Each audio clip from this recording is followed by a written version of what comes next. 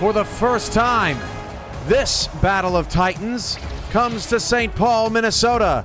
The 8-2 Minnesota Legend face the 8-2 Florida Storm here tonight from Moonwalker Field.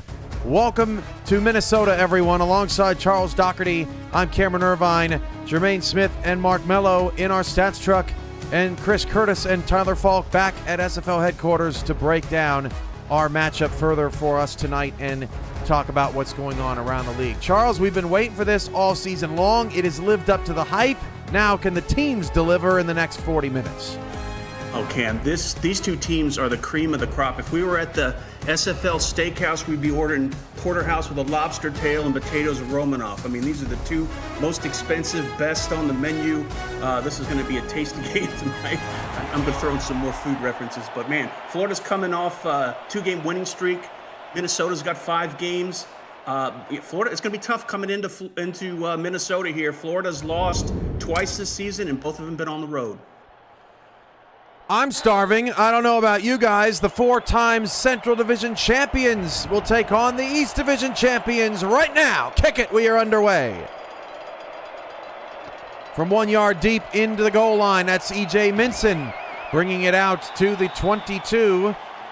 Minson may have played on Florida way back when. Why am I feeling like that is a distant memory? Johnny Reno is the quarterback for Minnesota. And Charles, there's a lot riding on his shoulders tonight. Yeah, I think this is the game where, he can step up and start, riding his legendary resume, how he performs tonight and going into the playoffs. First down and 10 as Johnny Reno will drop to throw to start the evening. He'll throw a check down to Jay Taylor for a pickup of 3 yards. His receiving core is as talented as any that has ever been assembled in the SFL, and they balance it out quite nicely. 5 deep, Cam. You could take that number 5 and they could play as a wide receiver 2 or wide receiver 3 on any team in this league. Second down and 7. They go heavy backfield, and they'll hand it off to Colin Hart, and Colin Hart's going to be dragged down from behind by Ryan Tobin, bringing up an early 3rd and long. Yeah, Hart's the workhorse out of the backfield, Cam. I mean, he's leading the league in rushing. He's got 6 touchdowns, but you can't go to sleep when he's sitting on the bench and Knox comes out to give him a breather. He's deadly as well. 3rd down, 6. Reno facing pressure, delivers, and it's caught by Jay Taylor just inside his reach up to the 40-yard line for Minnesota first down. Great route there. The route was right in between the zone bubbles, and Reno read it perfectly, put a nice delivered pass. I mean, you may say that was high, but in that situation, I think that was where he needed to put it, and we're looking at a first down for Minnesota. We're expecting a low-scoring game tonight. Jack's status over-unders 37.5. Minnesota's your 3.5-point favorites. Both of these defenses are top 7 in points, passing yard defense, rushing yard defense, and total defense. Colin Hart picks up 3, 2nd and 7.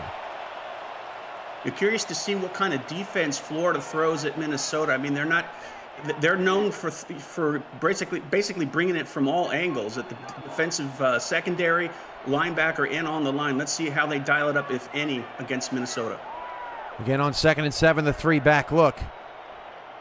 Now they go into some sort of wing T as Isaac Knox is decked in the backfield. So that has not been effective for Minnesota to start the night, and now it's back on Johnny Reno's shoulders on 3rd and 9. And this is the situation we're looking for Reno to do, using the skills that he has and what we've seen, moving the chains. 3rd and 9 is going to have probably some pressure, and let's see if he can perform. Reno fires. It is caught. There is a flag. There was a lot of people in the area. And it's pass interference on Florida. It was just shy of the sticks, but not anymore. An automatic first down. Could that PI have been on the other receiver? Let's take a look. Yep, right there. Yep. What I've seen so far from Reno tonight, I know it's early, but his ball placement is, it may not look on film right off the bat that he's putting it where it needs to be, but I think he's doing what he needs to do to set his wide receivers up for success. Can't contact the receiver more than 5 yards downfield. That was about 6 to 7. Close call but a good one. 1st and 10 for Minnesota, just shy of midfield. Johnny Reno delivers, but it's incomplete. Jason France can't haul it in, knocked out of his hands by Daniel Wright. Yeah, that play was clearly as a result of the great coverage by Daniel Wright. Pass was where it needed to be, but Wright was all over it and just, dropped the hammer down. One of the impressive things about Reno is that he's 15th in the league in completions, but 4th in the league in touchdowns, and he's basically tied for 1st in touchdowns with 15. Reno dropping to throw. That pass is caught by Minson, and that's a very strong 2nd down play for Minnesota to make it 3rd and manageable. A very strong, Cam, because they did a short drop back. Reno had enough time, did a quick survey, knew where he was going to go, got rid of the ball, and was able to counteract that aggressive defense from Florida. Heavy look hasn't worked thus far. They hand it off to Hart, and he does not get it. No gain on the play. Andrew Francis, who was dinged up last week, makes the hit. Now it's 4th and 1, and Minnesota's going. Why not? You might as well. You're at home, and you got a great runner in Hart in the backfield. He'll try it again. 4th and 1, and Hart can't get there. Florida's been all over the heavy set in the backfield, and Jesus Smith makes the big play, the first of the game. Yeah, I think there were a couple people there that helped him out as well. He finished it off, but I think maybe the safety, Bailey, was down there reading the run and was able to slow him down, and Smith was just able to cap it off, and now we're looking at 1st and 10 for Florida. 1st down on the 44. We get our first look at Ron Cochran, who leads the league in completions, completion percentage, and QBR. Dumping it off to Boletsky, but that is for no gain. Excellent tackle there made by Derek Meerkat. This Florida offense includes Ron Cochran, Bullet Boletsky, Chris Komisak. Fascinating backfield. We'll also see Art Vandelay a little bit, I'm sure. Bobby Tarantino, Caleb Gifford, Stephen Bush, your wide receivers. Tight end is Ron Haynes, and we'll get to the offensive line here in just a moment. 2nd down and 9 as Ron Cochran changes the play. Minnesota backs out, plays a little bit more shell coverage. Now they'll send Vandelay in motion. Randy Fatt III, Joseph Wade, Greg McDonaldson are your names to watch on the offensive line. Ron Cochran to pass. Cochran fires, middle, pass incomplete for Stephen Bush. He was in double coverage, 3rd and long. Good coverage downfield by Minnesota. He put the wide receiver in motion there to see if they could get an advantage on that zone, but the defense of Minnesota, especially the secondary, they knew what they needed to do. They practicing for that look all week, and they were able to shut it down. 3rd down and 9 as Vandelay will go in motion. Look at all of the linebackers here for Minnesota showing pressure. And they'll bring Alvarado and drop everybody else. Cochran will fire to a wide open Caleb Gifford as the DBs backed off. Gifford takes advantage for the 1st down. I wonder if there's a word more or stronger than back off. I mean, looked like there was 20 yards from Gifford and the defensive back. I don't know how he got open. Maybe it was just someone missed coverage there on the short to mid zone. Minnesota's defensive line includes Angela Meerkat, Mark Mello, Chloe Meerkat, and Max Knight. Linebackers are Matthew Alvarado, Stephen Black, and Jason Clay. Secondary coming up as they hand it off, this time to Bobby Tarantino, who gets the carry for 2 yards. The secondary includes David Leathers, Nicholas Frossel, Johnny Bravo at corner, Adrian Blaine, Jubilee Marsh, and Derek Meerkat at safety. The 4 down linemen from Minnesota, you don't need to blitz for Minnesota. Those 4 down linemen are outstanding at getting to the quarterback. That was Tarantino's first carry of the season. Toss play now to Art Vandelay, and Vandelay picks up a couple and will set up a 3rd down and 6, wrapped up by Mark Mello, pulling double digits. That's just discipline on the Minnesota defense. They knew it was an outside run. They all stayed in their lane, helped each other, and were able to shut that down. 3rd and 6 from the 28. Florida in scoring position, trying to get our first points on the board after getting the 4th and 1 stop. That pass is incomplete, but there's a flag and tit for tat on the PIs tonight. I didn't see anything downfield. I thought maybe they roughed Cochran.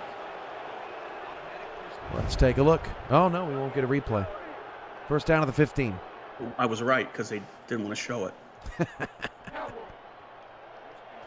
If only they didn't show all of them, right? 1st and 10 of the 15.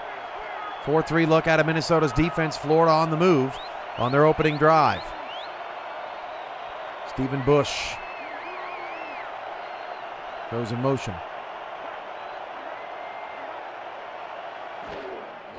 Cochran to throw. Ron Cochran to the end zone. Touchdown, Ron Haynes. And Cochran starts 4 for 5 and a tutty. That was a great play. I mean, it's got to be frustrating for Minnesota because I think they knew what was coming. They sent the linebacker out there on zone coverage, made the adjustment prior to the snap, and somehow Haynes was able to find an opening in that tight zone in the end zone.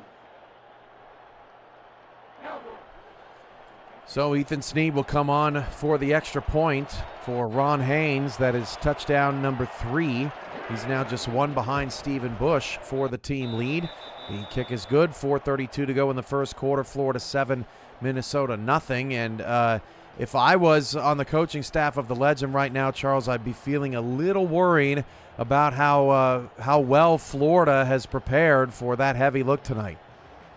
Yeah, we talked about how good that 4-down line set is for Minnesota. I think maybe the next series they need to show something different and put some pressure on Cochran.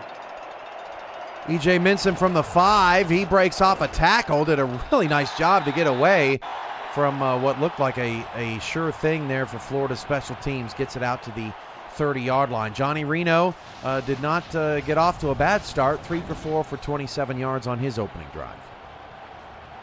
I mean, we saw some quality throws there. Good read of the coverage downfield. Just need to put it all together with a running game to help offset it. And I think we'll be looking at maybe closing the gap here, this lead. 1st and 10 at the 30 for Minnesota on their second possession of this penultimate Monday night spectacular. Reno fires, nearly intercepted. Didn't see Tobin dropping back in coverage. And it brings up 2nd down and 10. Well, that was not the penultimate throw by Reno on that one. I think if he had another shot at it, he might have want to put a little bit of air on it to get over the defender.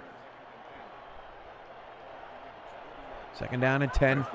Coach Raven on the sideline encouraging his squad. Everything's going to be all right. Handoff, Colin Hart. And Hart will scoot ahead for 6, 3rd and 4. You got to love it.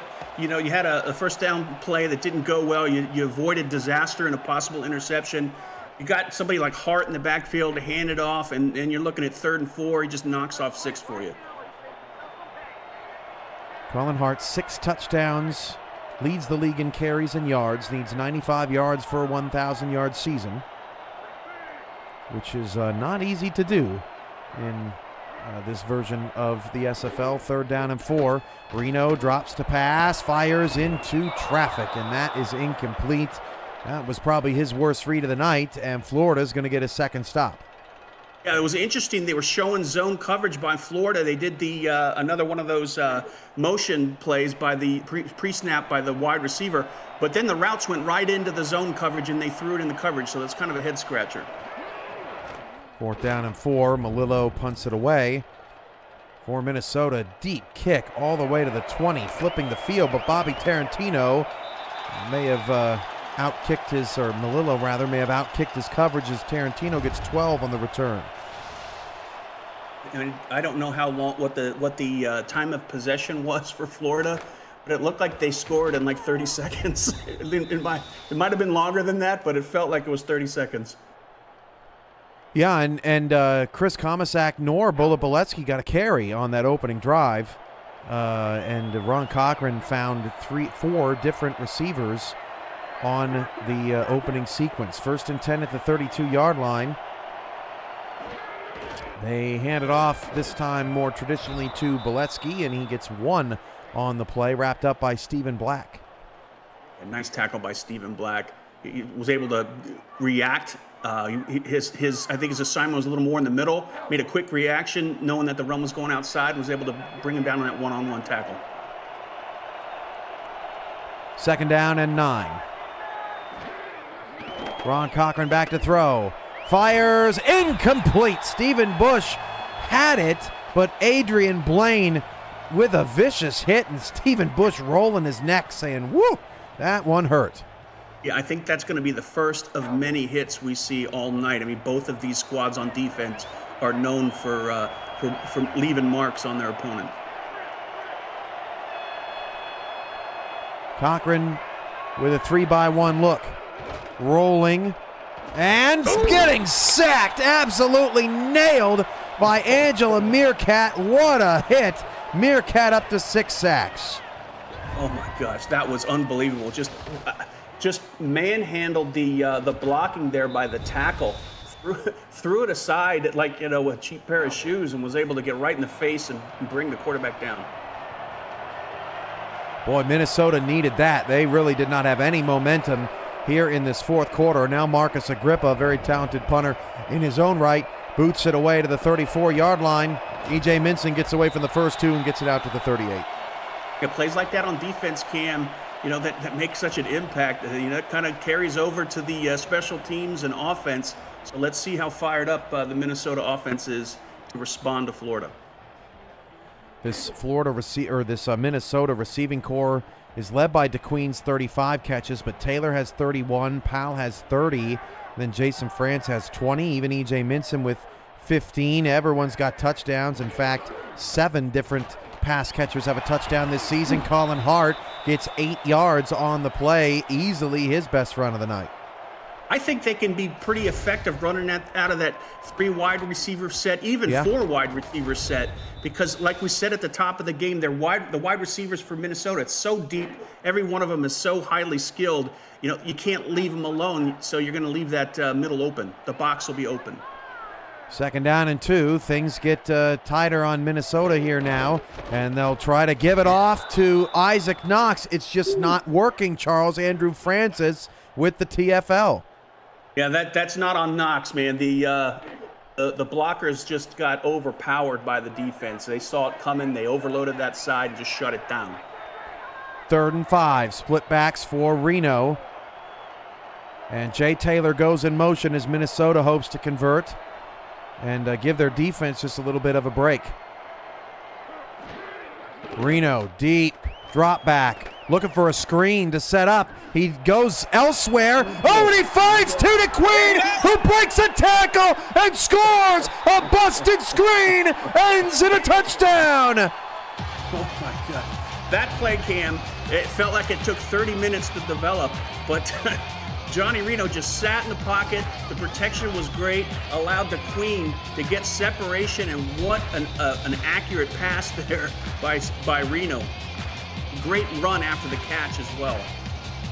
T. DeQueen's longest catch of the season goes for her 3rd touchdown and her 36th catch. A 57-yard bomb from Johnny Reno ties the game at 7, and I'd be willing to bet, Charles, that's the first 50-plus yard catch that Florida's given up all season.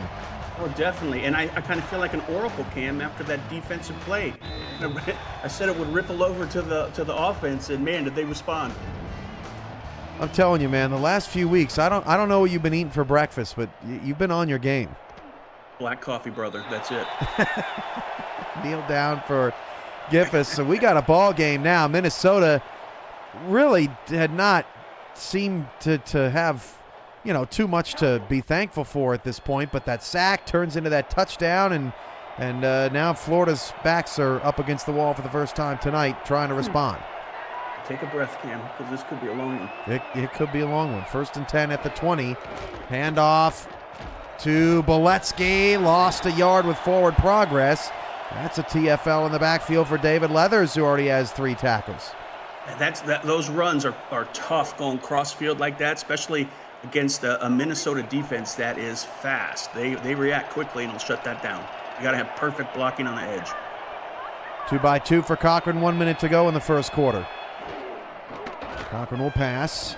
He'll dump it short to make the 3rd down more manageable. Picks up 5. And I think that's what Florida does better than any team in the league, Charles. They don't ever really seem to panic, and they make sure that they stay out of those 3rd and long situations. You read my mind, and primarily Cochran. That's the first point there, where the pocket starts breaking down. It doesn't faze him. He just buys another second or 2 and finds the open receiver. 3rd down and 6. Vandelay goes in motion from left to right. Minnesota just brings 4. They dump off on a screen. That's Tarantino. Didn't get there. Minnesota stayed home defending the screen pass, and it looks like Florida's drive will come up 1 yard short.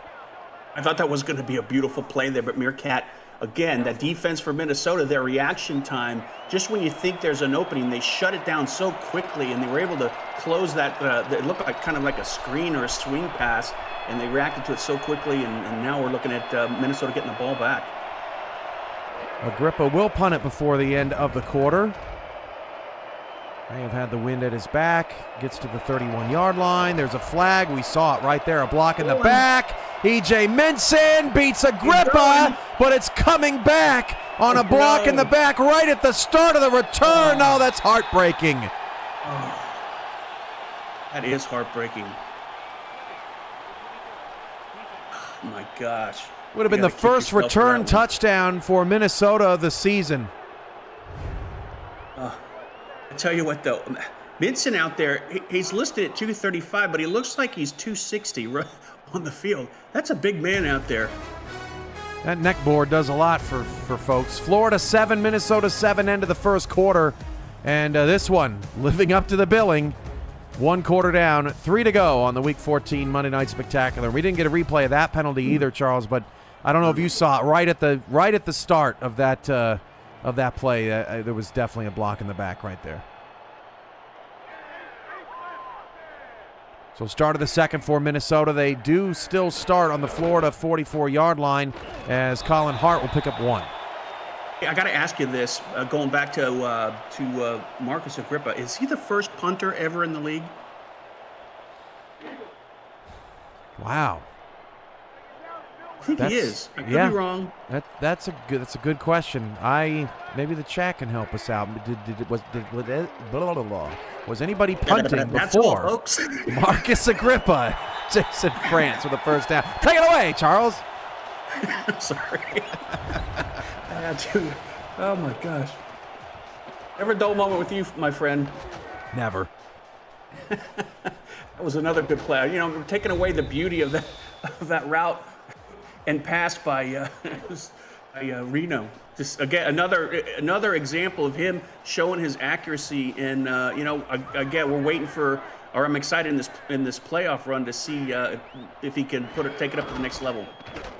Handoff. Colin Hart picks up 7 on the play.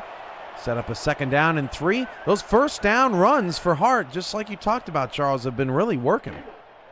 He's a monster, and it's quite the luxury for a quarterback, especially when where you want to get some momentum going. Things aren't going well, you just hand it off to Hart, and good things happen. Isaac Knox this time gets it around the outside and is able to get a first down. That time, Knox has sort of adjusted to what he's been seeing out of Florida's defense and picked up the first down.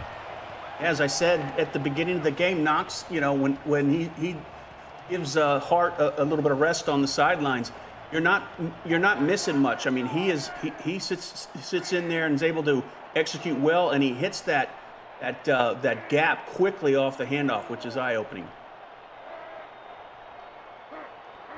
3 receivers, 2 by 1. Handoff goes to Hart, and Hart will get a couple more. That is Jesus Smith on the tackle. Tobin already has 7 and 2 pass deflections. Smith up to 3. Let's see what they do here on the 2nd down, Cam. I would imagine they're going to pass it. I could be wrong, but I think it'd be good to maybe run out of this 3 wide receiver set. Handoff. Colin Hart gets a few. Our stats truck, Mark Mello, saying, didn't Vegas have a punter first? That does sound familiar, Charles. Okay. Destro thinks maybe Sioux Falls had one back in the day, so yeah, it's been a while. Oh, wow. Okay. Yeah, well, I'll never bring up any more topical. Hey, it's not often that I just don't even have a guess. So good on our stat truck. 3rd and 6. Reno. Oh, he got away. Johnny Reno inside the 5, all the way down to the 1-yard line. I cannot believe he got out of that pressure. After he got past the line, he was just trying to figure out, it looked like, whether or not he was going to slide, and just said, oh, what the heck, I'm going to try and take it in. Almost did. You're right. You could see the moment of questionable concern. And Johnny Reno ends up making Florida pay. Reno this season just a little over 80 yards now rushing. The handoff goes to Colin Hart, and Colin Hart right behind his blocker scores. Minnesota's got 13 unanswered. It's hard to see him when he lowers his head behind his lead blocker at 5'10".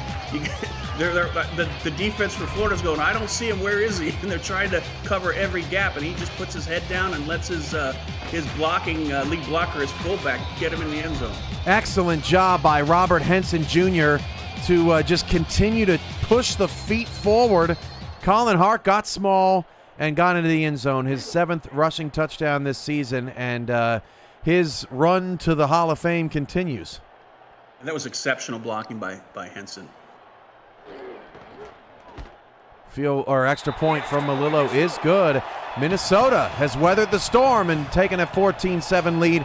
6:54 to go in the second quarter, but I'm sure that these are just the outer bands, Charles, as we hope that everyone in Florida is safe and sound from Hurricane Milton, and of course everybody in North Carolina with Hurricane Helene and South Carolina, Tennessee. It's just, Charles, me and you have been out of harm's way, but we live in a part of the country where we are often in harm's way, so we understand, and we hope everybody in SFL Nation is okay out there.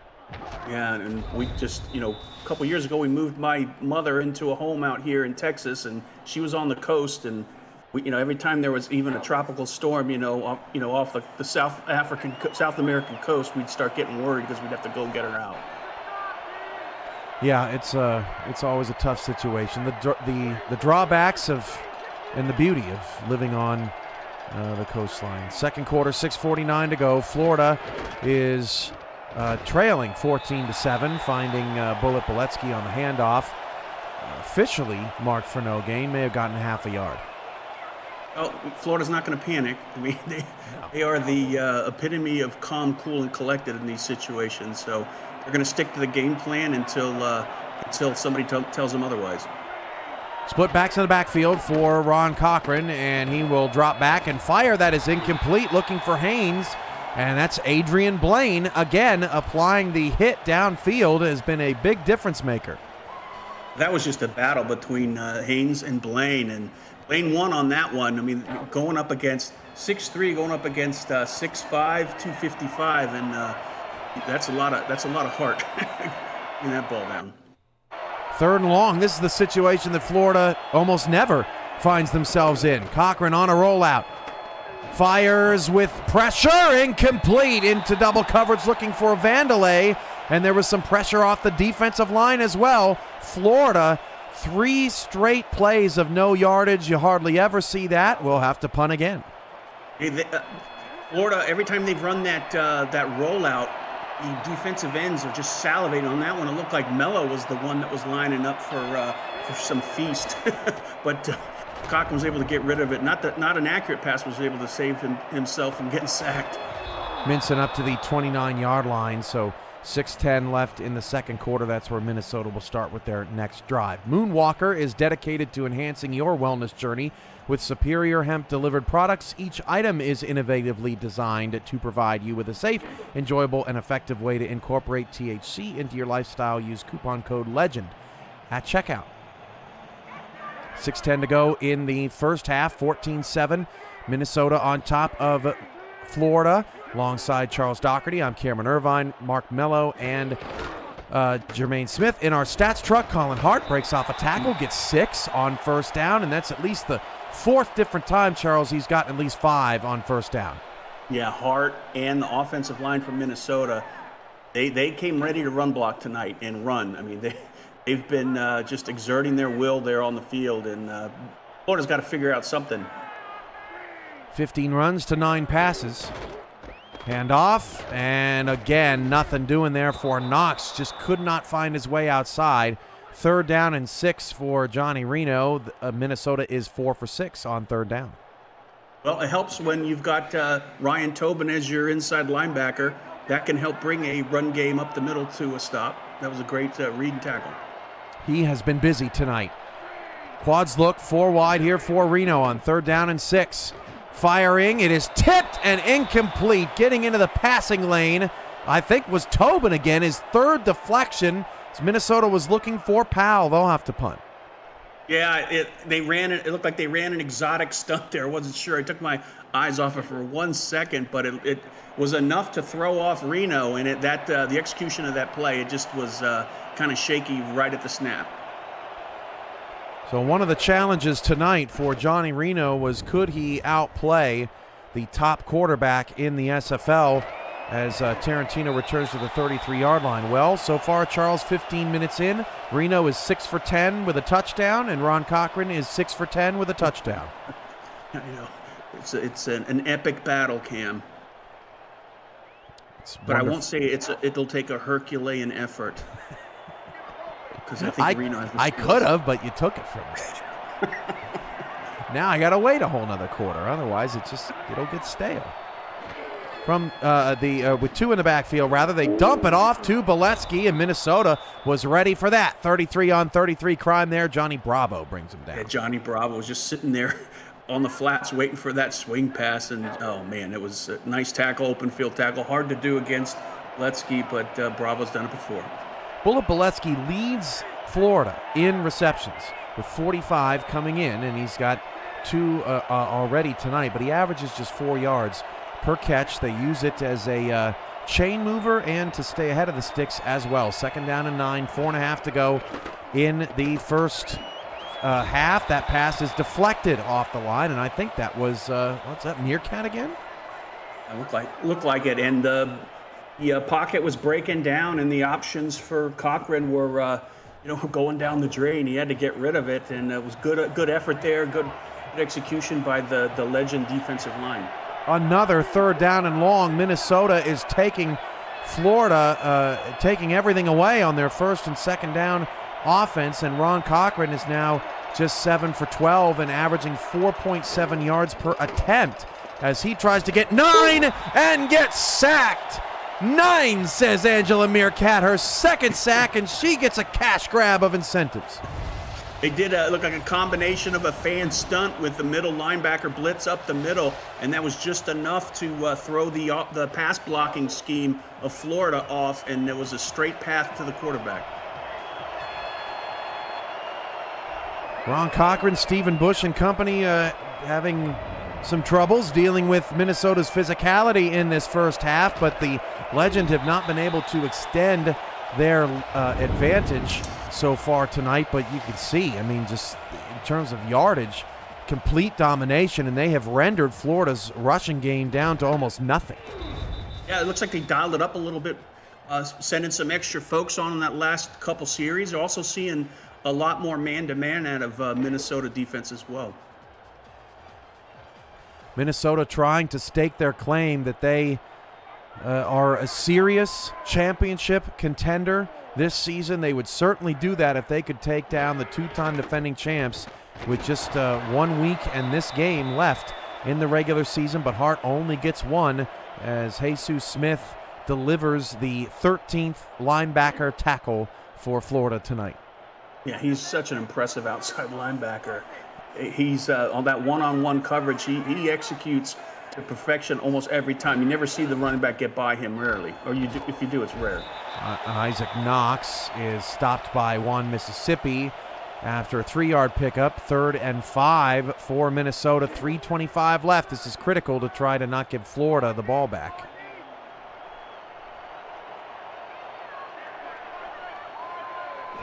Third and 5, Reno.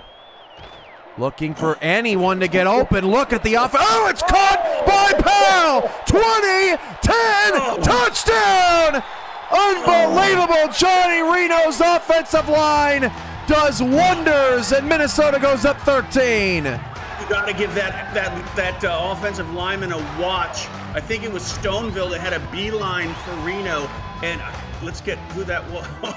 I think it was Rookie Burr. Rookie Burr just threw the blitzer, the defender out of the way, gave the quarterback just enough time to hit Powell, in stride. Next thing you know, it's 20-7. I mean, that right there, I think that was one of the plays of the game. Passing definitely, but more so, I think the pass blocking by Brookie Burr. 6'4", 300 in her third season, may have just made her best play of her career, keeping Reno's jersey clean and allowing yet another bomb down the field for a touchdown. Deezer Powell now with 4 touchdowns this season, and he has the second longest reception of any receiver this season, a 79-yarder earlier in the season 23. That one goes for 61, and now Johnny Reno has tripled Ron Cochran's yards per attempt. That's been the difference in this first half.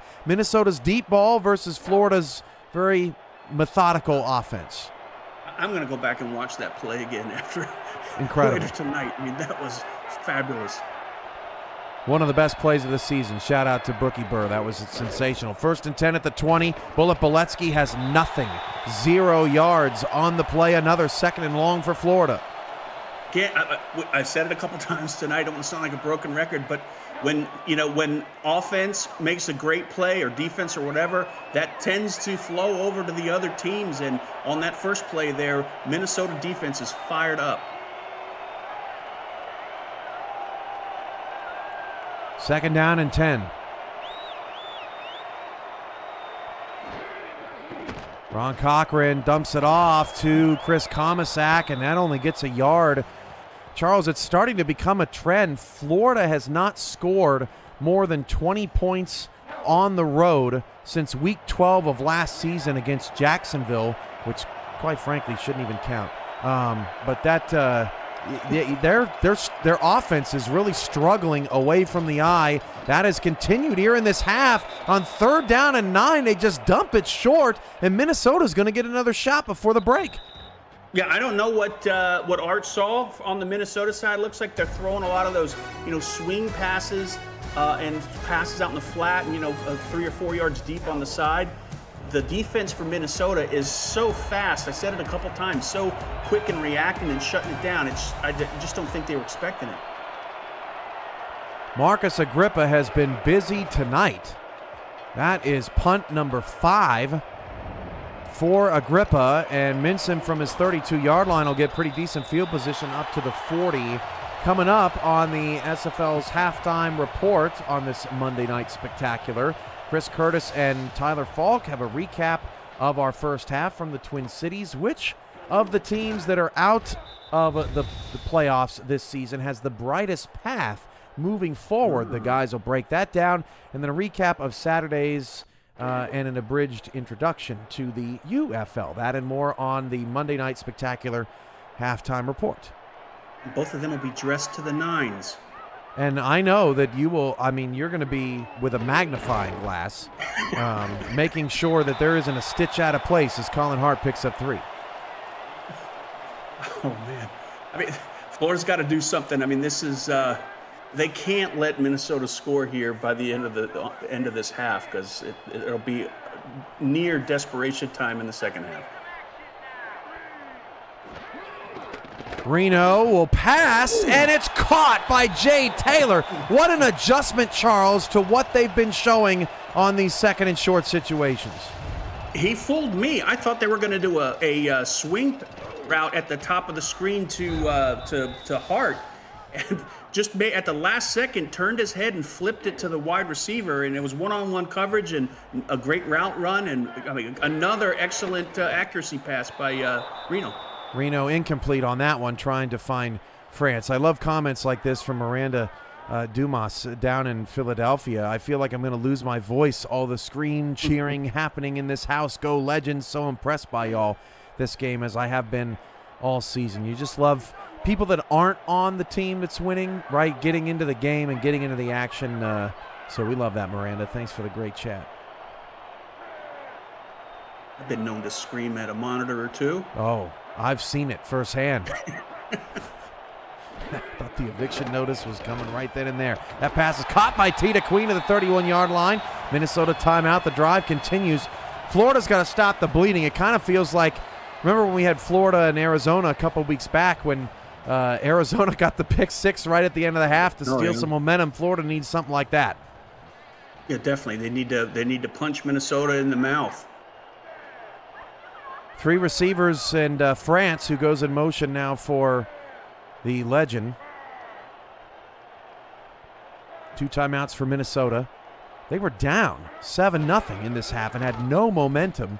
Johnny Reno fires it over to Deezer Powell. That's caught, 7-yard pickup, timeout Minnesota. But it goes all the way back to that Angela Meerkat sack, Charles, and we may look back at that play and talk about that being a huge difference in the game. I got to bring up that last pass. There were 3 defenders in that zone coverage, and Reno was able to see and put the ball only where the wide receiver could get it. I mean, that's all-star passing right there. How about that one for an all-star trip? Jason France with the catch. Now Minnesota's out of timeouts, but Reno's 11 for 15, 2 touchdowns and no picks, has nearly a perfect QBR. Yeah, let's go. I mean, I love it. I mean, he's building his resume here. And, so far so good. Very, very accurate tonight and good thinking. Reno is sacked back at the 18-yard line. Now Minnesota has to hustle. That one hurts. Phil held onto the ball a little too long. Reno again, this time to Taylor. That's incomplete, so now it's 3rd and 14, the toughest third down conversion of the night. Francis gives a low 5 to Jesus Smith. 3 or 4 wide, Cam. Colin in the backfield. Draw play. Don't do anything sexy. Walk away with 3. Put the pressure on Florida. I think draw plays are sexy. I need a shirt. That says that. Reno back to pass. You can do that. And it's caught by Powell. First down at the 3. They gave him the first down. No measurement or review. 30 seconds left. Reno fires end zone. Touchdown to Deezer Powell. Johnny Reno can do no wrong. Wow. This is the absolute worst case scenario for Florida and absolute perfection for Minnesota. That one sack where he held it too long, he just got up, shrugged it off, and threw 2 more bullets down the field and then put 7 on the board. Unbelievable. Reno is just playing in his own little zone tonight. Whoa. That was crazy. Minnesota has 276 yards in the first half. I know, Cam, and I'm not going to get any invites to Minnesota anytime soon after my draw play, kick a field goal recommendation. All right. You may get invited for hors d'oeuvres, but maybe they'll kick you out before they bring in the big guns. Nobody's picking me up at the airport. Kick is away from Malillo. This is shocking.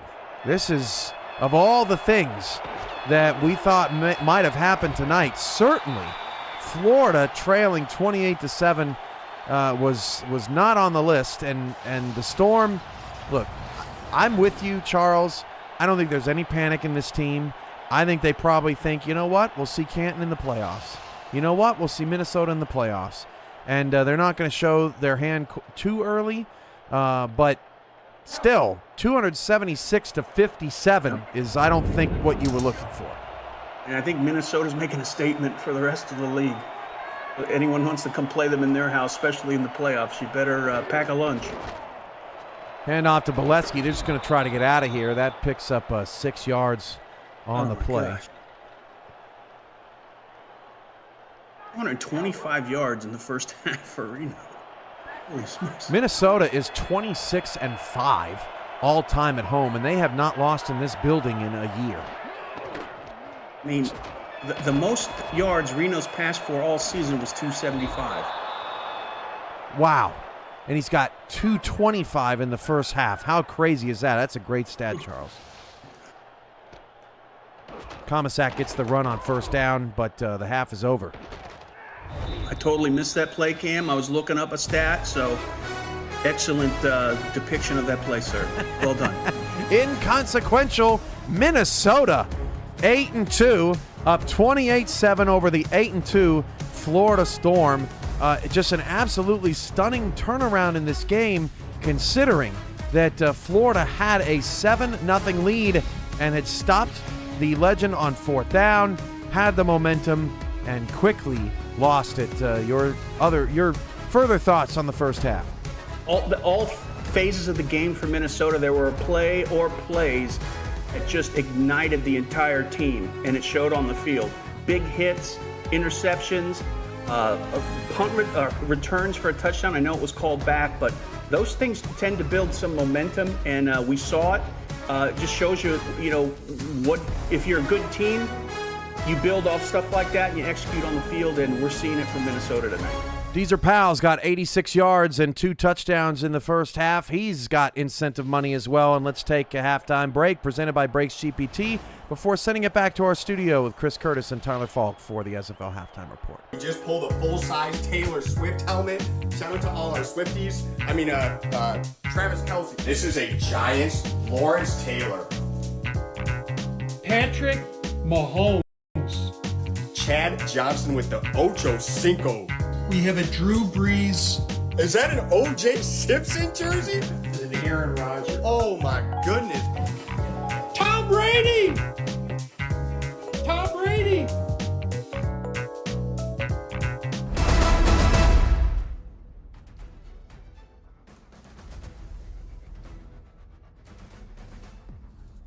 The Twin Cities on fire, a little bit of Reno 911 from the Minnesota Legend, and we have a 28-7 ball game over the defending champs of Florida Storm. And I will say this here, Curtis, and everyone hears about how Minnesota nice and how kind we are up there in the great state of 10,000 lakes, but they don't always hear the other half. It's the Minnesota ice, and that's exactly what Florida's dealing with. Their offense is completely shut down. Their defense has been unable to get any pressure onto Johnny Reno, set aside for one play in the 2-minute drill drive. Other than that, they have been silent. It's been crickets on defense for Florida for the most part here tonight. And Minnesota is enjoying repping their 4-Pete logos. They're enjoying their time here at home. And, well, Florida is looking like a team that is going to more or less, unless things change the second half, try to limp into the playoffs rather than going strong, while Minnesota takes all the momentum with them. On your weekly SFL halftime report cringe, I will say that Florida is having to pay the Minnesota price to be competitive in this football game, and I will see myself out. That said, this game for Minnesota means a whole heck of a lot. Maybe not so much for Florida, who has the East Division locked up, and that's all fine and good. But But as far as Minnesota, they come in with a chip on their shoulder. They have a lot to prove, and this is looking more and more like this may be their season to, pardon the pun, make an impact on the SFL infrastructure as we know it. Talk to me about Minnesota's mentality coming into this game and knowing, or basically displaying what they already know, and that they can compete in this upper echelon. I mean, the biggest chip on their shoulder was getting knocked out of the semifinals last season by this same Florida Storm team. And I think that just motivated them. Every single season, Minnesota seems to get better. It started off with having one of the best expansion seasons in recent memory, going 7-5 in their inaugural season.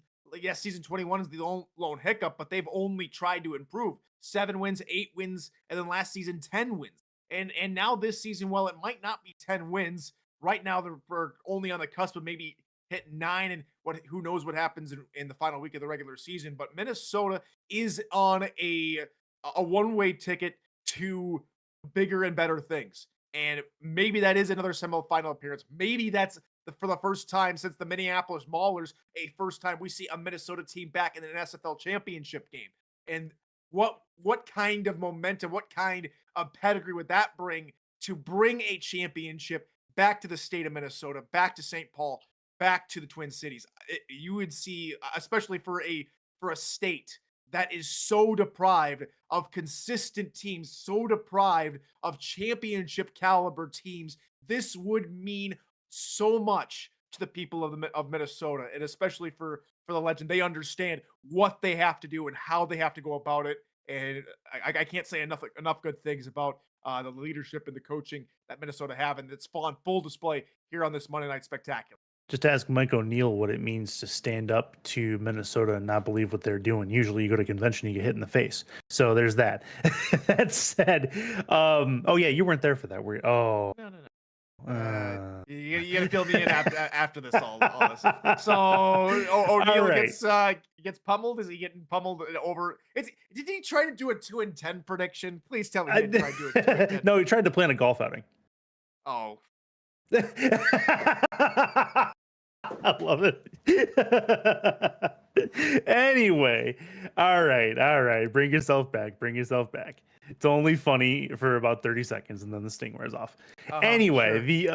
the my punishment is being blurred out for the rest of the There you go. I like it. The next thing we're gonna want to talk about with you, I want to talk about the kind of the lower tier this season as far as the teams in the standings, and I want to talk about what team in the SFL, you could even pick two if you wanted to, but talk about the teams that in the lower half of the table have the brightest path moving forward. The rules are the team cannot be in the playoff picture right now. So I've got one team that's been talking a whole lot of we're going to be better this season. Mm-hmm. And I think for the first time they finally have done a little bit more of improvement, and that's Los Angeles. Mm-hmm. Yeah, 4-7. Yeah, they're not going to make the postseason, but it's another step in the right direction. And while the organization, Sully and Rochelle, will be able to tell you firsthand that they expect themselves to be better. They expected to make the postseason this season. They expected to make a dramatic step forward, but it didn't hit the mark. But the caliber of leadership that says we want bigger and better things. We have great people. We have a great core. We just need that extra step, that extra bit of motivation. I think that still keeps people motivated. That still keeps people wanting to stick around in an organization and wants to see where this goes. That's where I think LA is probably a bright spot. They're looking forward to the upcoming season 24 with still a lot of hope and still a lot of optimism, even though they will miss out this season. Another team which has made a lot of announcements, and in fact another relocation announcement for this franchise would be the Motor City V8s, going to be called the Washington Trident. Now, there's been a lot of things which I've liked about this whole changing of the guard, new ownership. There's been some controversial decisions in terms of bringing people in for the Washington Trident. And I won't go too in-depth in there. I won't speak of the individuals named who were announced earlier this week. But I will say that anytime new ownership comes in, you get a little bit of sense of hope. You get a little sense, hey, something's changing, something's new, something's going to happen with this team. I think it's hope. We've also seen this team go through a lot of turmoil in the last, not just seasons, but years with this team. I think if the organization does it right, if the Trident organization do it right, they have a potential to really make some foundational changes and some really impactful decisions for the long-term health of their franchise. I also like having a team back in the Pacific, another team in the Pacific Northwest as well, and it creates a natural border rivalry with Vancouver. So that's going to be a lot of fun to watch forward. And one more thing. And while it's a good thing to have another team in the Pacific Northwest, now this franchise has to deal with two scorned fan bases, two diehard scorned fan bases. St. Louis, a scorned city, almost a trivia aspect of which team has left St. Louis this time, or a Detroit fan base, which is rabid and hungry, and they go hard for their teams. You being a Detroit a Wings fan, I mean, you can tell me firsthand. So it's a bold move to move out of Detroit. It's an even bolder move to stay the course. So again, this organization has a lot to do to make amends and to wipe the slate clean. Yeah, I mean they follow in the footsteps of one Stan Kroenke. leave that one alone for a little while. But I know you know about that living in Missouri. But okay, so that's the path moving forward for those teams. Talking about LA, Washington, and what is going to be Washington after Motor City moves on from their current home at Bank Michigan Stadium. On the other side, if you guys missed the Saturday announcement, there is a new league coming. It is to work in tandem or cooperatively with the SFL, so to speak, but they are two different entities. It is called the UFL, 32 teams across the continent, and there's a lot of things going into this league. 20 years in the making. Cameron Irvine working with one CJ Zilligan from Zilligan Design Studio, as he's come through and put this together from basically the time he was 11 years old. And leave it to Cameron to put some life into this beyond what CJ may have been able to do given other commitments. And now we have a league coming. Kickoff in February. The announcement was last Saturday. You yourself can go to UFL.football now, but you have a league that is more hands-off than the SFL. There's not going to be a front office or ownership or things like that. It is a league-run league as it sits, and it's looking to be a whole lot of fun. A lot more to come with that. What is your initial impression of the UFL, where it could go? So the one thing for me is this league has a lot of potential. Like it's league run. The players are the decision makers. So it's not any bureaucracy that you have to go through with different owners trying to figure out, hey, how many votes am I going to get here? You are able to talk with players from every single other team, and that's how you make decisions. And that's how you say, hey, we want a direct route to the main decision maker, Cam and CJ, to, hey, can we implement this change? We don't like what this is doing. This isn't how we envision how we should be playing. And that happens. And that change happens because you, the player, are speaking up. And I'm not saying that doesn't happen here in the SFL, but it's a more direct line. It's a very much you can set it and forget it kind of thing. You jump in, you're your player, watch the games if you want to, and you have a good time. There's a lot of cool little things coming up as far as a broadcasting standpoint, which I'm really excited for. I can't say anything that because it's not officially tied down. But just to maybe calm some of the nerves of the naysayers here, this league is going to impact your lives in the SFL this much. Yeah, 0. This much. There is going to be, you are not going to see an impact in your daily lives, in your SFL lives whatsoever. It is very much so its own thing that runs in concurrency with the SFL. You can be a part of both leagues. You can be a part of one league or the other league. It does not matter whether or not you're part of one league or the other. And if you don't want to be part of the UFL, well, you don't have to. You can watch the games and maybe join later. It is a paid league. So even being able to get into the Discord server, even being able to talk about the UFL and UFL channels, you have to go ahead and pay for.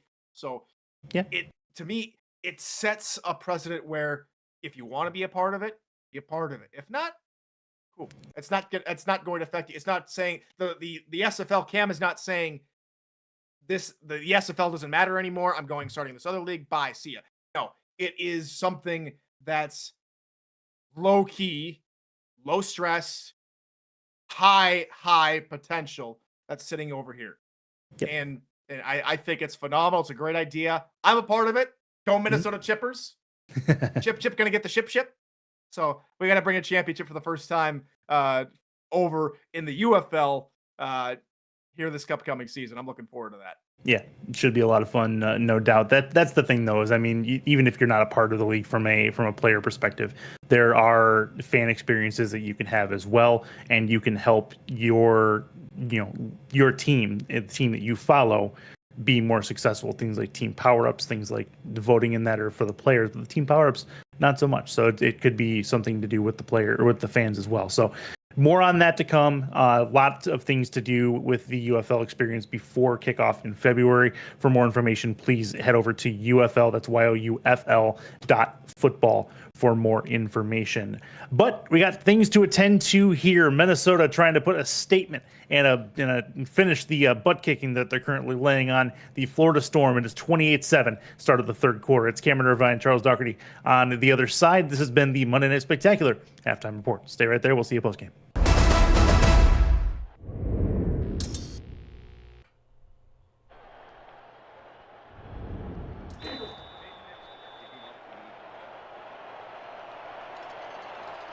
Start of the second half here at Northwood Stadium, Moonwalker Field, and it's 28-7. We're back with you here. Thank you, Chris Curtis and Tyler Falk from SFL Studios, as the Minnesota Legend up 28-7. If you missed anything from the first half, here are your halftime stats. And the crazy thing you might find, Charles, is that Florida actually led this game 7-0 and really had all the momentum until some of Minnesota's top players started making big-time plays.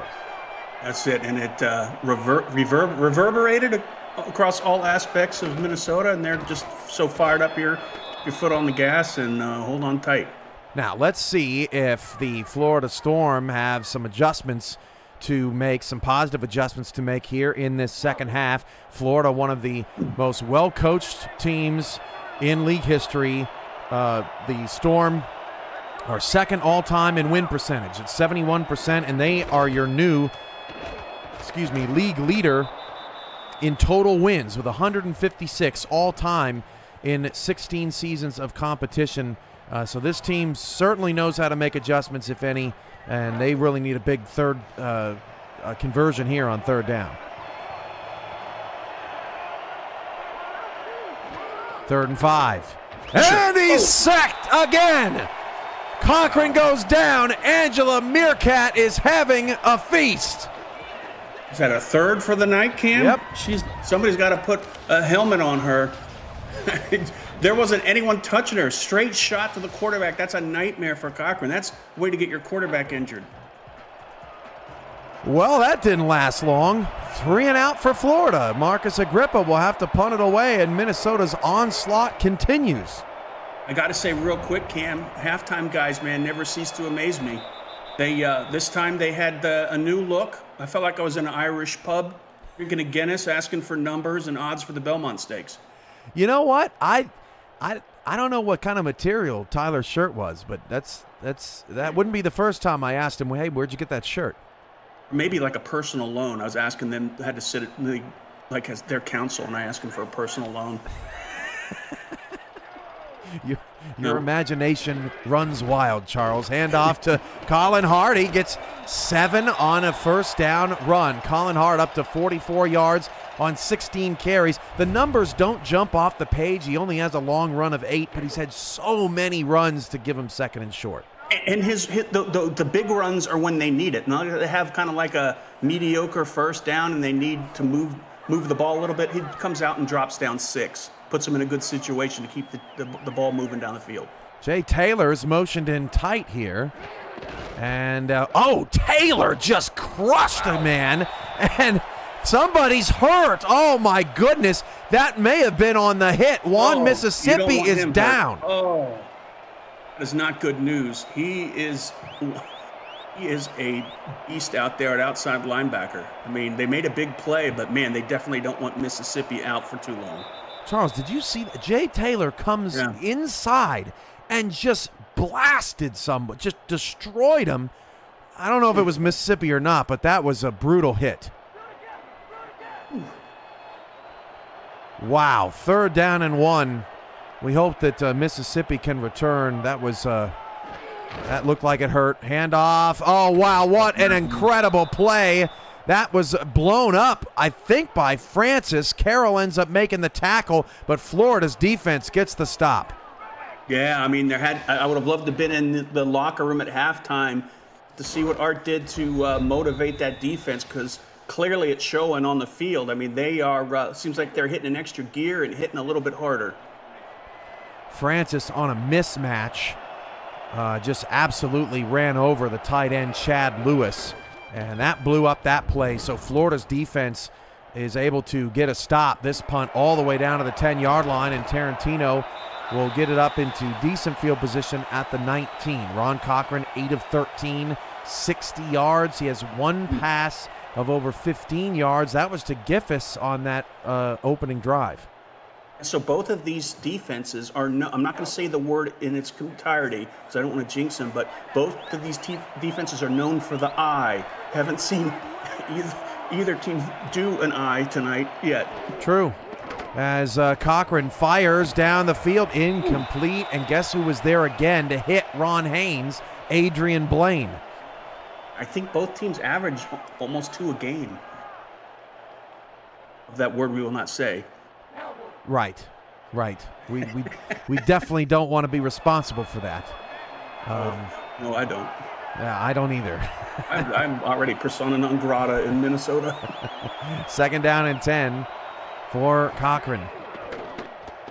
He dumps it off to Bolesky, and there are 2 legend defenders just waiting for him, Stephen Black and Johnny Bravo. They've got the sidelines just locked down tonight, Cam. They saw something in the Florida offense that they were going to shut down, and looks like it was that swing pass.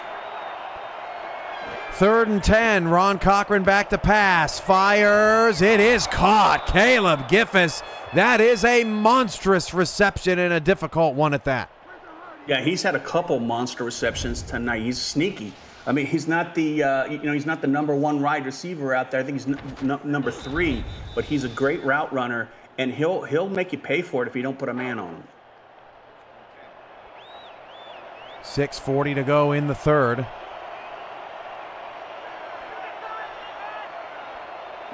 Nickel look for Minnesota. Handoff Bolesky, and he cuts it back in the middle and picks up a solid 4 yards. You know, we haven't seen a ton of new out of Florida's offense tonight. Charles, that may be by design. It feels a little business as usual tonight. If I was playing Minnesota or Florida in the playoffs, whatever I saw on film in the regular season, I just would throw it out the window. You just know Mighty's going to be cooking up something. Yeah, definitely.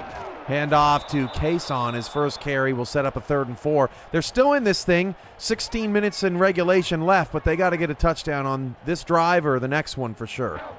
Yeah, I want to see how aggressive Minnesota is here on this 3rd and 4 play.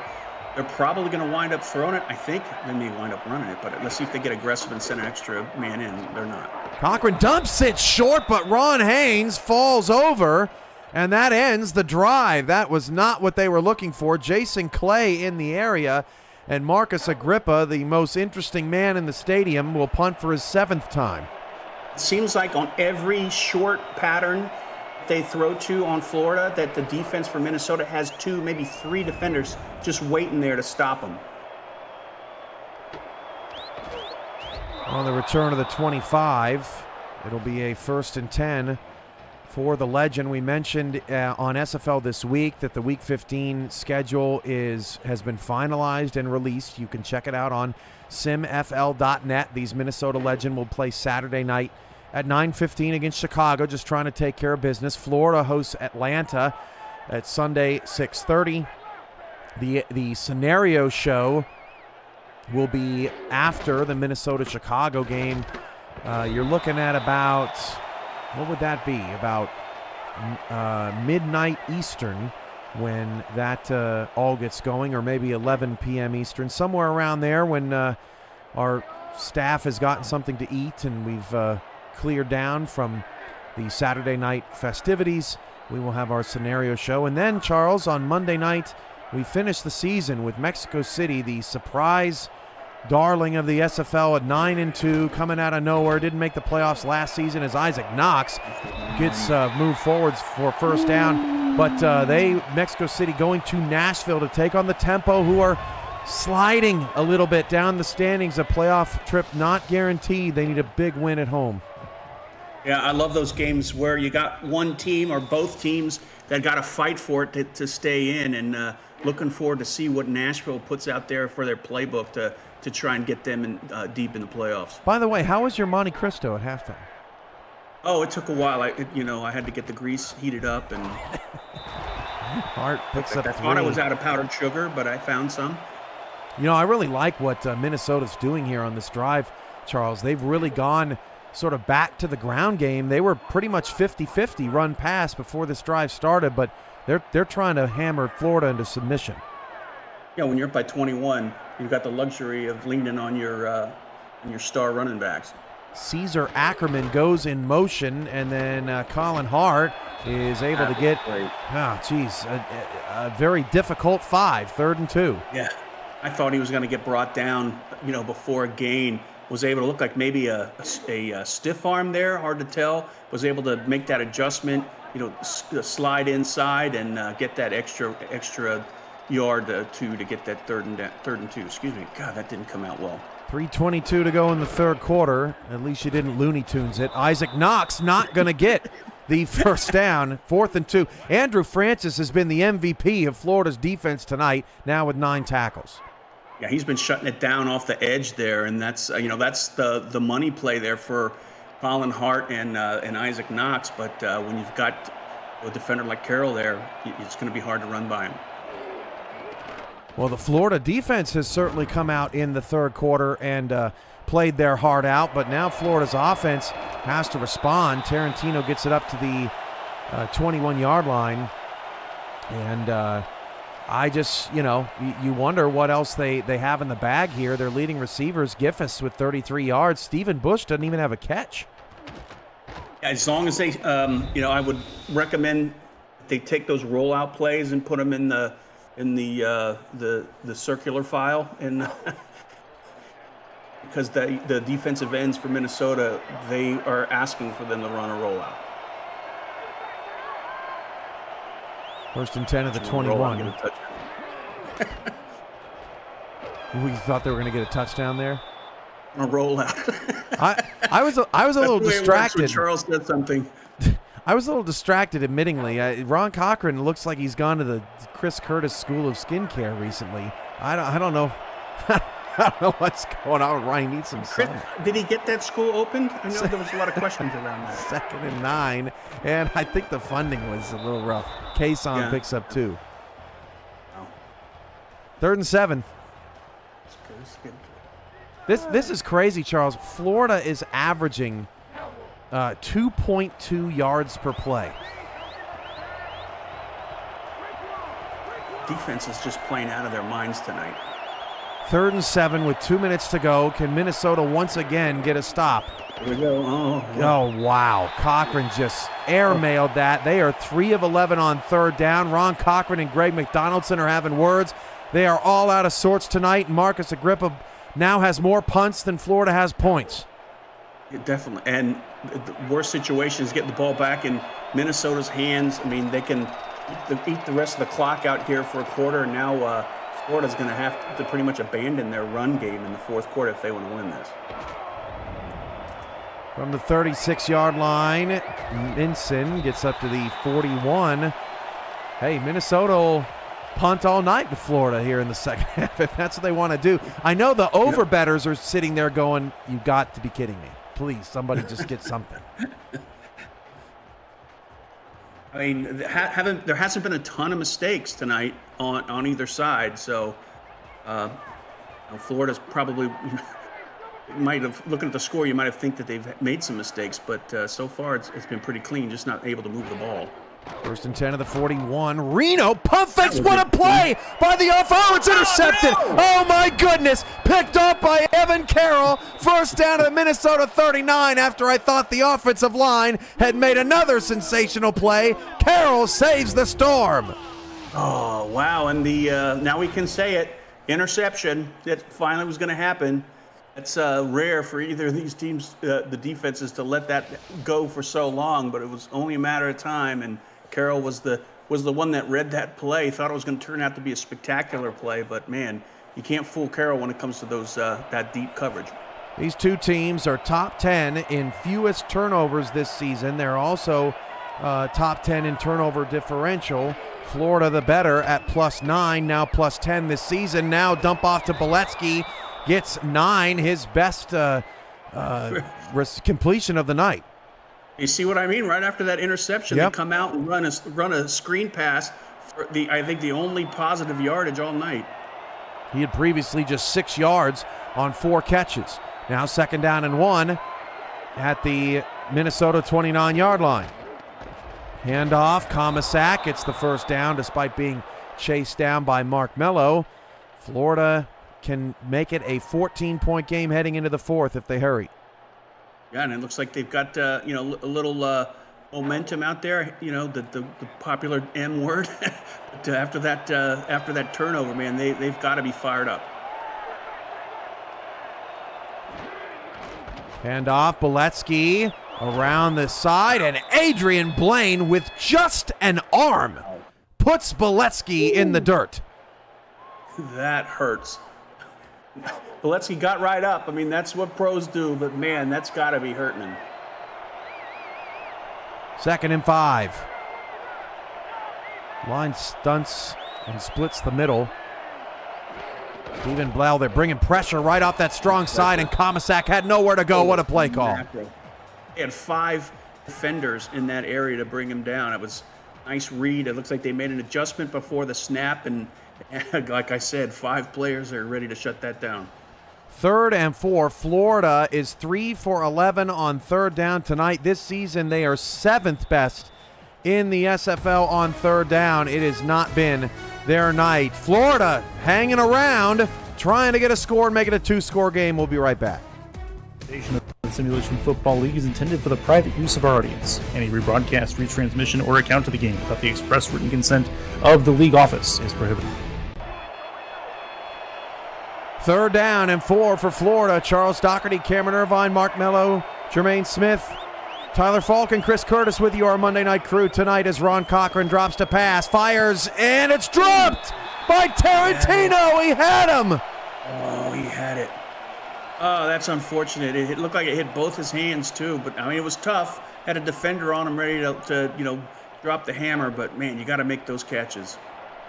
A huge missed opportunity for Florida, and you hate to see the field goal, but also at the same time, it's just how it goes. Ethan Sneed almost missed it from 38 as that was drifting left, and even he's maybe a little bit upset about that effort on his first field goal tonight, but it does make it 28-10, but feels like a win for Minnesota after giving up just 3 points off the interception.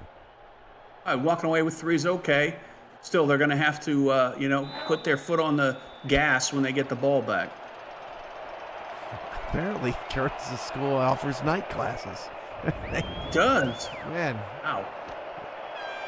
That makes a lot of sense, Charles, considering the sun. You don't want to be getting out during the day, right? I heard that there's a course that Skippy teaches specializing in cocoa butter. Let's move on. It's been a great season. Of all the things that we've talked about this season, it's the sugar from the Monte Cristo. Sorry. I think only my horribly inaccurate meerkat noise. Are we gonna hear some of that tonight? No, I'm not bringing that out. Oh, that's legendary. 1st and 10 at the 26-yard line for Minnesota. They're up 28-10. Handoff. Colin Hart breaks a tackle. Oh, he's still on his feet, and he picks up 11. He's shoulder charged. Someone 6 feet deep.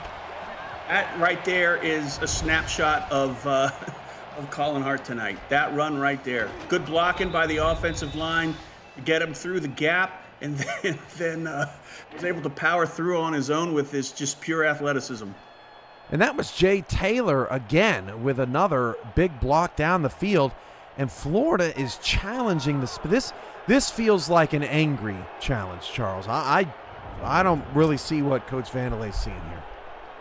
It was angry. They're going to need to get like a shovel to get the inky out of the ground. He threw it so hard.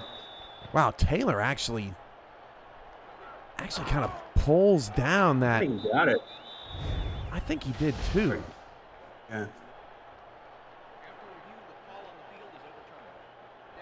Wow, they overturned it. So good challenge in the end. We were wrong. Coach Vandelay will hold off Minnesota's first down charge just a bit longer. We'll see what the official spot is. 2nd and inches. 2nd and inches. It just feels like a game of inches, Cam. Yeah. So maybe it'll turn out.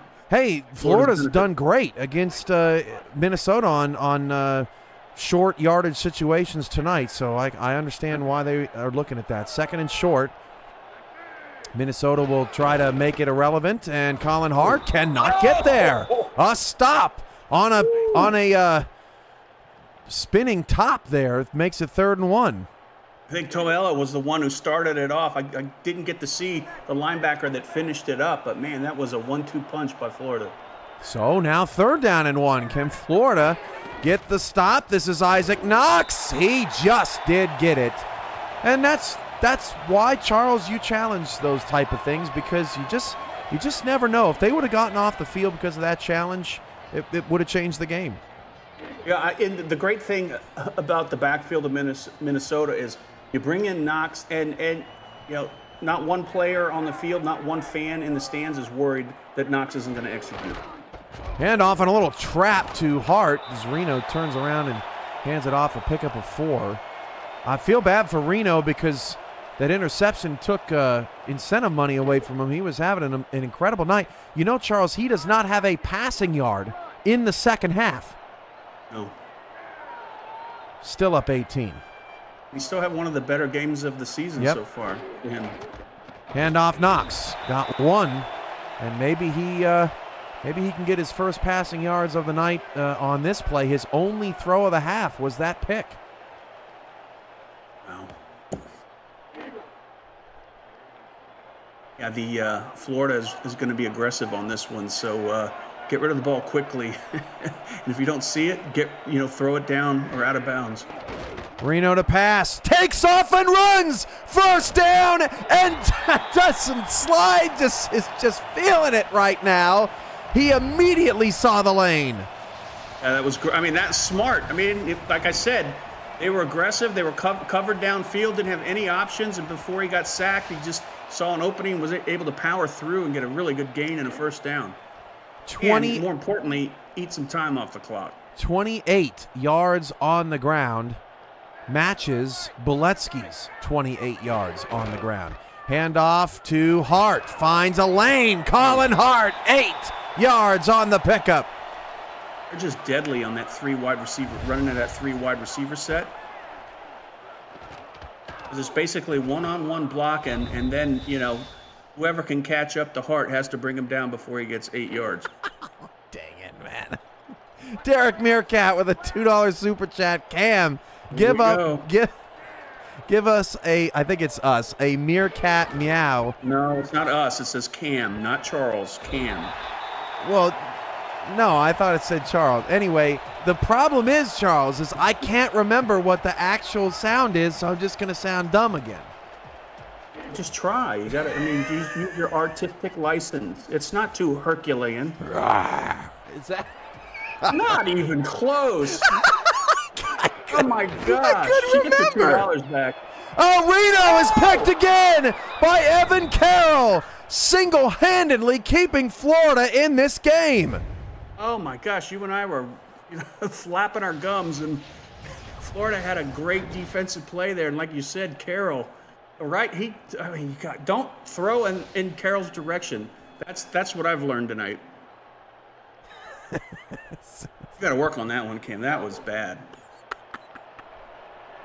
Listen, I don't mind laughing at myself from time to time. This is one of those moments. 1st and 10 at the 30, 6:33 to go in the 4th. Handoff to Boletsky. He picks up 4. Florida will go up tempo in here in about 90 seconds, but this offense, it's very similar to what we saw against Canton. Charles, just so passive. Just so passive. This is not going to win in the playoffs. You know they're going to be pivoting and adjusting. The most important thing, Cam, is one of your listeners is out $2. Is that the most? I don't think that's the. Don't put that on me, Ricky Bobby. That is the most important. Listen, I've already faced a lot of criticism. Money talks, man. Money talks. 3rd and 2, 5:50 to go in the 4th quarter. Florida trying to stay alive. 3 for 13 on 3rd down. 1 for their last 9. Handoff to Kamasak. He got it. Wow. Minnesota pushing people 5 yards deep, and Kamasak still got it. Comasac's been relatively quiet tonight, and that was a huge run. Maybe they wish they gave him the ball a little bit more. I mean, golly, there were 5 defenders there trying to bring him down, and he just powered through, got the first down. That was Angela Meerkat again that almost blew that play up. 5 tackles, 3 sacks, 3 TFLs, and a pass deflection. Handoff Boletsky gets to the 49-yard line, and one more play before up-tempo for Florida. Wow. If they're gonna get back in this, they're gonna have to move quickly. The running plays are great, but they're eating up time. Johnny, you don't know me at all. Give me dessert, man. Don't give me drinks. You'll never hear anything out of me if you give me drinks. Handoff, Comasac, nothing. 3rd and 6. Wow. But now we're in hurry up. Let's see what they can do out of this power formation. Watch Haynes at the bottom of the screen. There he was, and it's incomplete. 4th and 6. Gotta go. Definitely gotta go for it. Like you said, Charles, Ron hasn't played a terrible night. 11 for 20, 1 touchdown, no picks, but it's just not the same. 4th and 6. Minnesota's secondary has been locked down with a capital L. And you can't see the 4-time Central champions anymore at midfield because Minnesota's scuffed up the field tonight too. 4th down and 6. Cochran on a play-action rollout. Fires down the field. Incomplete! Knocked away by Jubilee Marsh. First down, Minnesota.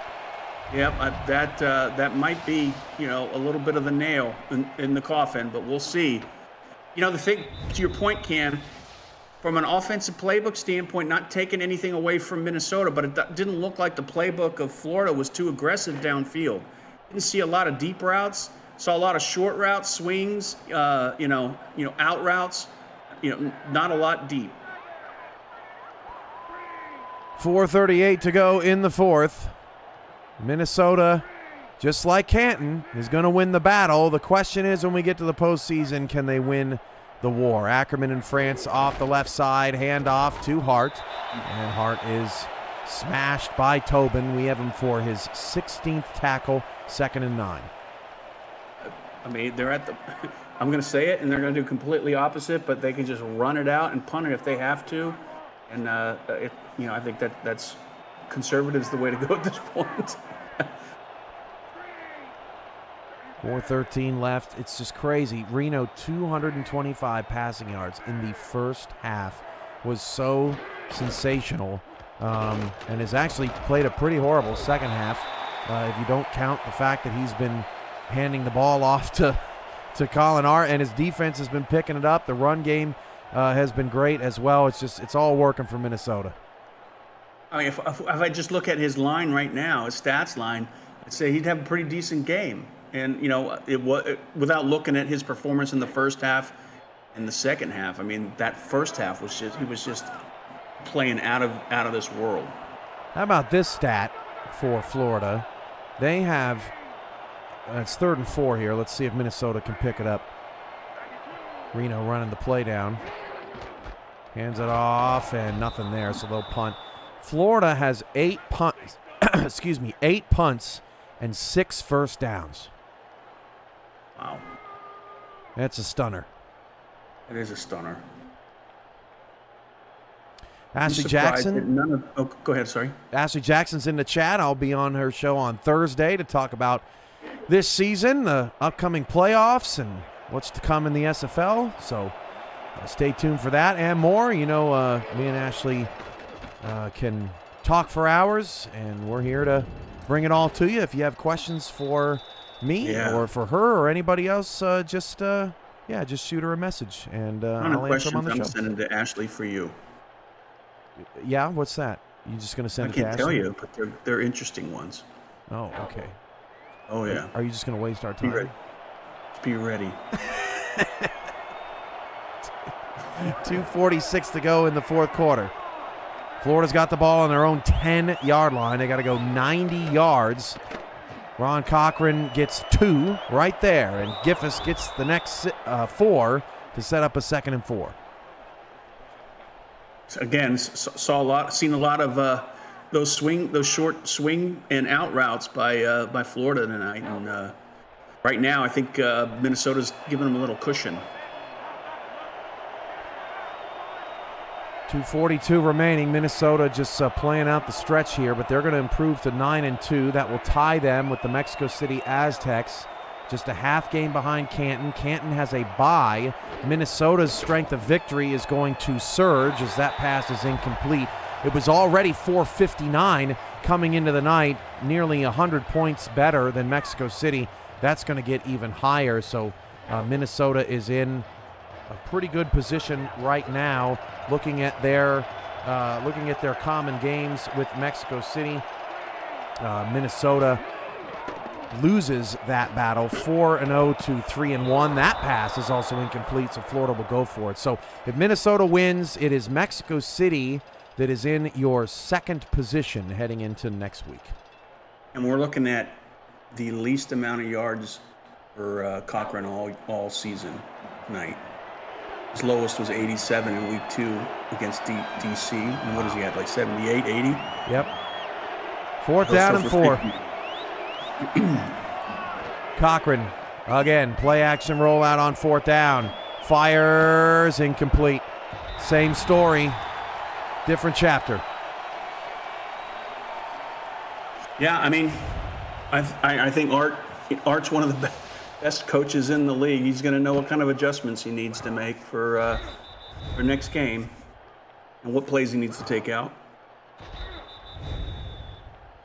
Florida just did not have the variety they needed to pivot tonight, and Minnesota didn't really have to do too much in this second half. We had all kinds of fireworks and excitement in the first, just barely squeaked out the over-under here in the second, although Mickey Melillo may get his first opportunity at a field goal tonight if they are able to get to 4th down. Mickey's trying to put together an all-star caliber season, so he'd love an opportunity as Hart loses one. We had 28 for Minnesota at the halftime. Yep, 28-7. That right there tells you how good a team Minnesota is. They're up by that much, and they're able to just shut down, make adjustments to control the ball, control the clock, and shut down their opponent's offense in the second half. And they're not really concerned about adding points. It's just shutting down the opponent. And the crazy thing is, Charles, in the first half, they outgained Florida 276-72. So you think, oh, well, in the second half, they haven't done anything, and so, it's probably Florida. No. Even in this half, Minnesota's outgained Florida 69-61. So they still have the advantage, even though they have not scored any points or had an advantage on the scoreboard. So to your point, it's just been very impressive as Hart can't get anything on that carry, so Florida will take a timeout, and it could be Mickey Melillo time coming up.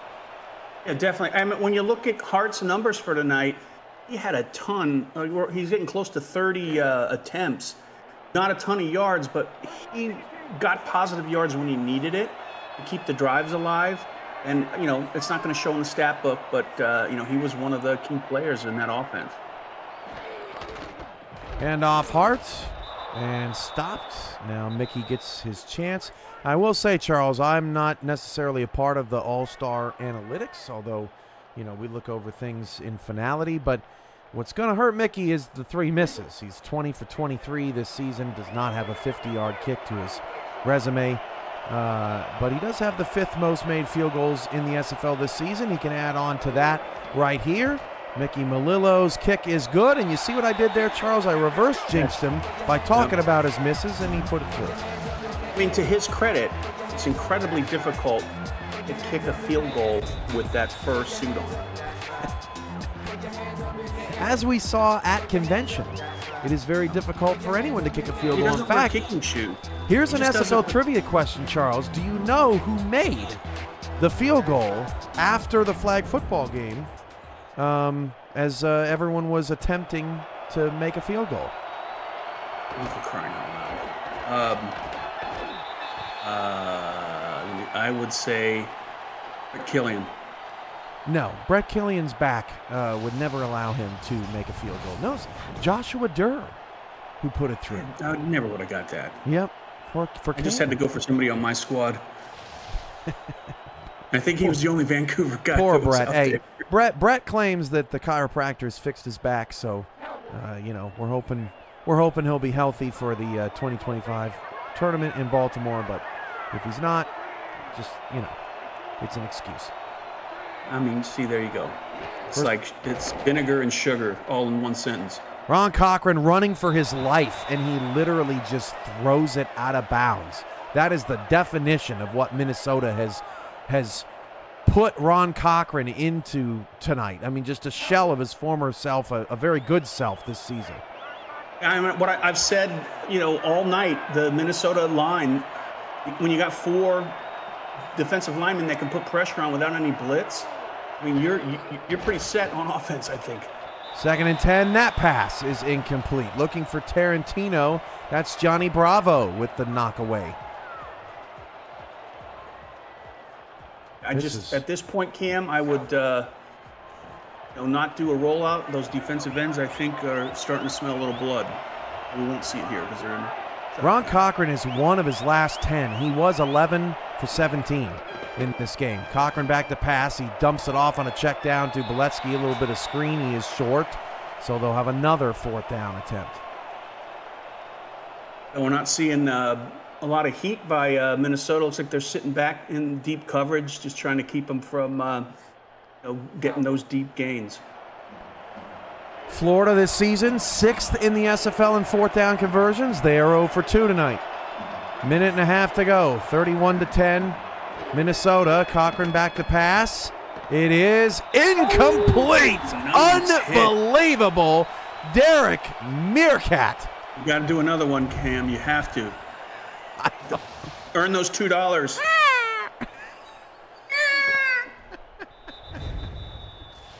See, you don't have to pay me, and I'll still entertain you. There you go. Are you not entertained? It may not be good entertainment. No, I dug it. 1st and 10 at the 41-yard line, and victory formation for Minnesota as we will finally be able to put a lid on this. Tyler and Curtis will be discussing Week 15 and all the drama and excitement around the end of season schedule. It's kind of weird, Charles. We don't have any divisions up for grabs this season, but we still have a lot of drama down there at the top and the bottom of the standings, jockeying for position. I don't remember any season where all the divisions were already set at this point. Yeah, you go back farther than I, but I don't remember. It's strange for sure. Not usual. So one more kneel down here for Minnesota. What an impressive night for the Legend. I mean, this was a big test for them, and not only did they answer the call, Charles, but they answered it with flying colors, and I think that was the big surprise tonight. They put on a show for their hometown. I mean, special teams, offense, defense, they had some great plays. The other units just fed off each other, and they just carried that into, a route, actually, starting in the first half, and they were able to lock it down in the second. So if I'm playing Minnesota, I'm going to be up at night trying to figure out ways to get some points on them. The crazy thing about Minnesota is their 2 losses have come to teams with losing records. In fact, they have the worst strength of defeat in the league. They lost to Indianapolis in overtime in Week 1, and they lost to D.C. by 2 on a Friday night on a missed 2-point conversions, and that is it. Against teams that appear to be in the playoffs this season, they are now 4-0. It hasn't been the toughest schedule, not anywhere close this season, but every time Minnesota has had a big test against a big-time team, they have answered the call. They brutalized Baltimore as well back in Week 3 and put up 44 on them. This pass is also incomplete. Ron, just let it go. And this, their most impressive franchise win to date. I mean, you got to maybe counter your comments. Yeah. They're on a 6-game winning streak. I think that trumps everything. Doesn't matter who they play, strength or anything. If you win 6 in a row, I mean, that in this league, that's saying something. They got a lot of momentum. Meanwhile, Florida has lost 3 of their last 5 games, and they fall to 8-3 down there with Arizona. Baltimore at 8-3. Arizona is 9-3, and Florida and Baltimore can threaten the Scorpions next week. 31-10, Minnesota takes out Florida tonight in a very impressive all-around victory. Here are your final stats, your final thoughts, Charles, and your player of the game. I kind of said it. All three facets of the game for Minnesota was executed perfectly. I don't know who to give the game ball to. I mean, first half it would definitely be Johnny Reno. Receivers, you could give it to Deezer Powell, TD. Defense, you could give it to the entire defense or Angela Mercat. Or Colin Hart for moving the chain. Stats don't show it, but I really don't know who to give it to. But since we kind of challenged Reno going into this, I'm going to give the ball to Reno. Yeah, I think that's a great pick, and Angela Meerkat's my pick because she rattled Ron Cochran, and she really was the driving force behind Ron Cochran's struggles tonight. So Johnny Reno, Angela Meerkat, and a special shout out to Brookie Burr for that sensational play she made that resulted in that huge touchdown that swung the momentum to Minnesota for good. Chris Curtis and Tyler Falk preview Week 15 and give their reactions to Minnesota and Florida. That is coming your way in a matter of moments. Don't go anywhere.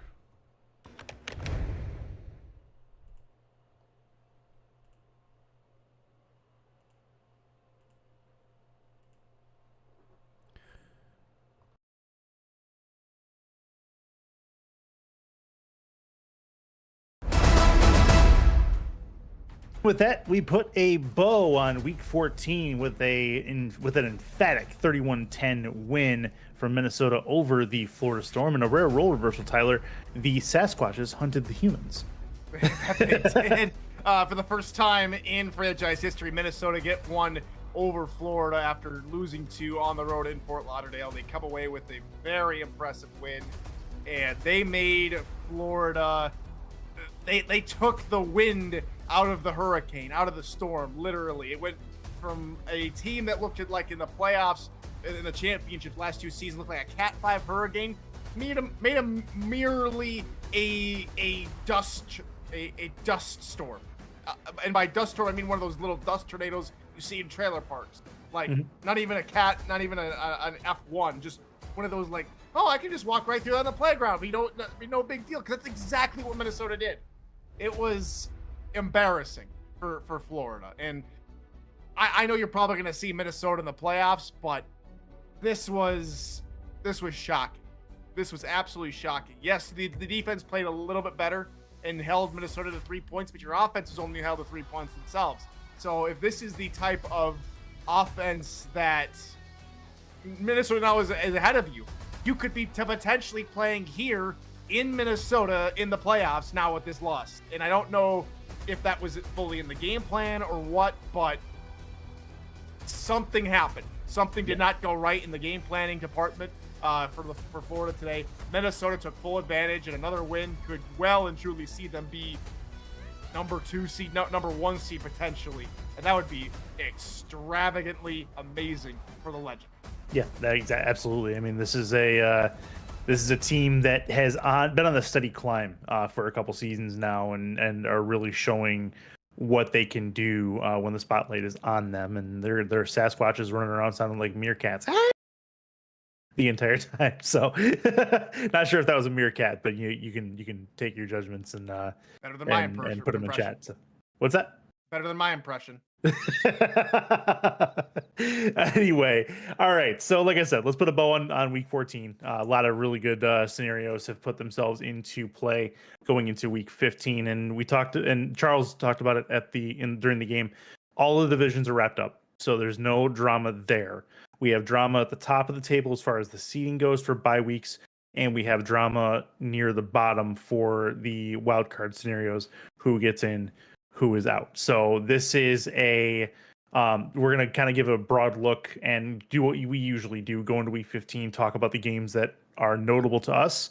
And then if you guys want to put your contributions in chat, that would be lovely as well. But Tyler, I'll give you first crack at it. The schedule as it sits Week 15, I'll run it down real quick. Baltimore, Charleston, Queen City, Pittsburgh, Vancouver, Denver, DC, Fort Worth, Houston, Bossier City, Motor City, Louisiana, Minnesota, Chicago, Atlanta, Florida, Indianapolis, Carolina, Albuquerque, LA, and Mexico City, Nashville. Give me one, and then I'll give you one. I'll give you the biggest one right off the bat, especially for us, Indianapolis and Carolina. Yes, it's the Mike Ryan gets to welcome his former team to David A. Richardson in Carolina, in Raleigh, and it's for all the marbles. It's win and in, it's lose and really start hoping that Carolina makes it to the postseason. That is not something that we were expecting last week. Mhm. That is things just were give full credit to Lexington and everything they were able to do. But Yep. Carolina, it's a must-win game. It's a must-win game, as it has been for the last few weeks here for the Sky Gang. But Indy's not going to make it easy. Indy's got a great defense. Their offense is potent at times, as it's shown throughout the last couple seasons.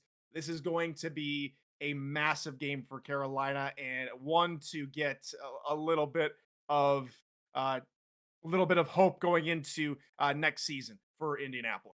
A little bit of worry in that one because you don't know which version of Indy you're going to see. We've seen a couple different types of Indy this season in multiple different games.